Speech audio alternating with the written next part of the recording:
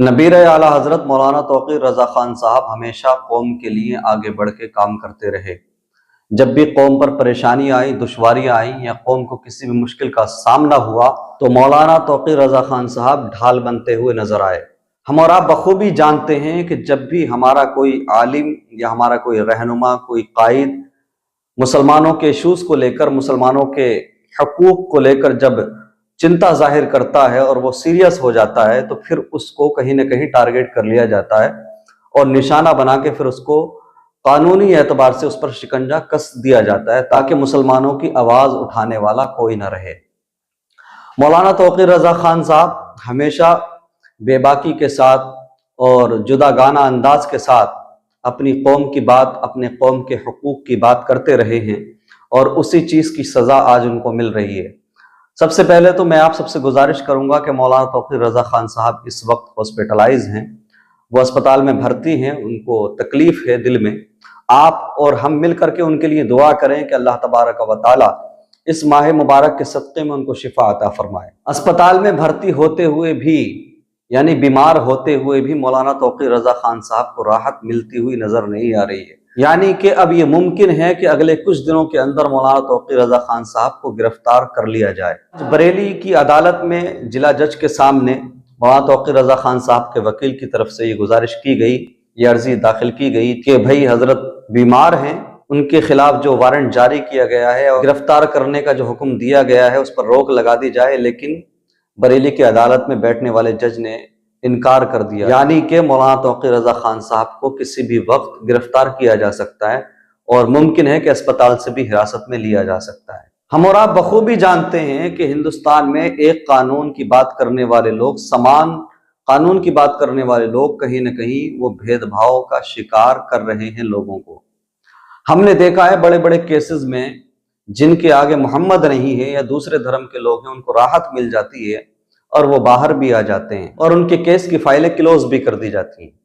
चूंकि मौलाना तौक़ीर रज़ा ख़ान एक जिम्मेदार आलिम है, मुस्लिम है और बड़े परिवार से, बड़े ख़ानदान से उनका ताल्लुक है, सरकार आला हज़रत इमाम अहमद रज़ा ख़ान के ग्रैंडसन हैं और असर रखते हैं और वो मुसलमानों की आवाज़ उठाने में कभी भी पीछे नहीं हटते, हमेशा मुसलमानों के राइट की, हकूक़ की बात करते हैं, इसलिए उन्हें टारगेट किया जा रहा है। यानी तकरीबन 13-14 साल पुराने मामले में उन्हें मुजरिम बना दिया गया और उसके बाद में मीडिया ने वो बदतमीजी दिखाई, वो घटियापन दिखाया, मीडिया ने नंगा नाच किया। मौलाना तौक़ीर रज़ा ख़ान साहब के बारे में ऐसी ऐसी खबरें चलाई कि वो अब भाग गए हैं और फला जगह उनकी पुलिस पीछे लगी हुई है और वो कहीं मिल नहीं रहे हैं और फरार हो गए हैं। यानी एक हिंदुस्तानी नागरिक के साथ, एक जिम्मेदार इंसान के साथ ऐसी हरकत मीडिया ने की, यानी उनको इस तरह से मीडिया ने पेश किया जैसे वो कोई टेररिस्ट हैं या जैसे कोई आतंकवादी है। इस भांड मीडिया को शर्म नहीं आती। ये भांड मीडिया भूल चुकी है कि इसकी जिम्मेदारी क्या है। इसकी जिम्मेदारी होती है खबरें लोगों तक पहुंचाना, ना कि खुद जज और वकील बन जाना। ये मीडिया वालों ने शुरू कर दिया इस दौर में, ये खुद ही जज बन जाते हैं, खुद ही वकील बन जाते हैं। मौलाना तौक़ीर रज़ा ख़ान साहब के मामले में भी मीडिया खुद ही जज बन रही है, खुद ही वकील बन रही है और मौलाना तौक़ीर रज़ा ख़ान साहब की रात दिन इंसल्ट कर रही है और उनको एक बहुत ही घटिया तरीके से, गलत तरीके से लोगों के सामने पेश कर रही है। मौलाना तौक़ीर रज़ा ख़ान साहब की सेहत ख़राब है, तबीयत बिगड़ी हुई है।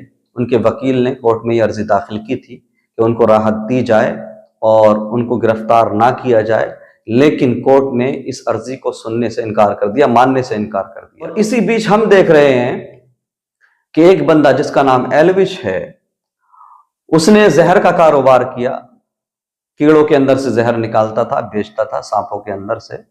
वो गिरफ्तार हुआ, लेकिन कुछ ही दिनों के अंदर उसको छोड़ भी दिया गया और उसके केस की फाइल भी बंद कर दी गई, ये कहकर के कहीं ना कहीं प्रशासन की गलती थी। यानी मामला यहाँ पर धर्मों का है सारा, मामला यहाँ पर नामों का है सारा।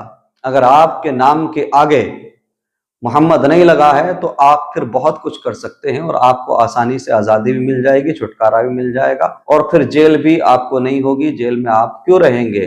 जेल तो मुसलमानों के लिए बनी है। संविधान के हिसाब से रहना ये मुसलमानों के लिए लाजमी है, लेकिन गैर मुस्लिमों के लिए या बड़े बड़े लीडर्स, बड़े बड़े राजनेता जो रात दिन नफरत की राजनीति करते हैं, उनके लिए संविधान को मानना जरूरी नहीं है। वो भाई मेजोरिटी में है, वो सत्ता में है, तो वो संविधान को क्यों मानेंगे? संविधान को मानने का काम सिर्फ मुसलमानों का है और सारे कानून मुसलमानों पर ही लागू होते हैं। आप और हम देख रहे हैं कि उधर आजम खान जेल में है, मुख्तार अंसारी जेल में है, अतीक अहमद और उनके भाई को जेल में ही मार दिया गया, मुफ्ती सलमान अजहरी जेल में है, मौलाना कमर गनी उस्मानी जेल में है, शर्जील इमाम जेल में है। यानी अगर आप लिस्ट निकालने बैठोगे तो ये वही लोग हैं कि जिनके नाम के आगे मोहम्मद लगा हुआ है। और ऐसे न जाने कितने क्रिमिनल्स हैं कि जिनके ऊपर न जाने कितने कितने खतरनाक केसेस का मामला है, न जाने कितनी कितनी खतरनाक धाराएं हैं, वो सब खुले घूम रहे हैं। ताजा उदाहरण देख लीजिए तो एलविश रिहा भी हो गया और उसको आजादी मिल गई। अगर उसकी जगह कोई मोहम्मद नाम वाला होता तो शायद वो भी अगले 10-20 सालों के लिए जेल की नजर हो जाता। ये खुले तौर पर नाइंसाफी मुस्लिम कम्युनिटी के साथ, मुस्लिम कौम के साथ हो रही है।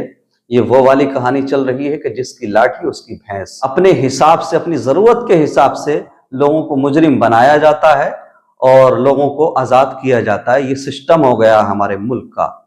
रात दिन संविधान की बात करने वाले आज खुद संविधान का कत्ल कर रहे हैं। मामला मुसलमानों का हो तो जजेस भी बहुत ज्यादा तेजी दिखाते हैं, वकला भी तेजी दिखाते हैं, प्रशासन भी तेजी दिखाता है। अब हालात ऐसे बन गए हैं कि मुसलमान होना, मुसलमान बनकर रहना ये जुर्म है हमारे कुछ राजनेताओं की नज़र में और हमारी हुकूमतों की नज़र में। आप ये ना समझे कि आपने कोई जुर्म नहीं किया है, आप मुसलमान हैं, यही सबसे बड़ा आपका जुर्म है। बस इसी वजह से आपको भी जेल में डाला जा सकता है। कब आपको निशाना बना लिया जाए, कब आपको टारगेट कर लिया जाए, कुछ नहीं कहा जा सकता, चूंकि मसला ये है कि हम क्राइम करें या ना करें, हम जुर्म करें या ना करें, हम मुसलमान हैं। बस यही चीज दूसरों को तकलीफ देती है। हमारे नाम के आगे मोहम्मद लगा हुआ है, हमें जेल में डालने के लिए इतना ही काफी है।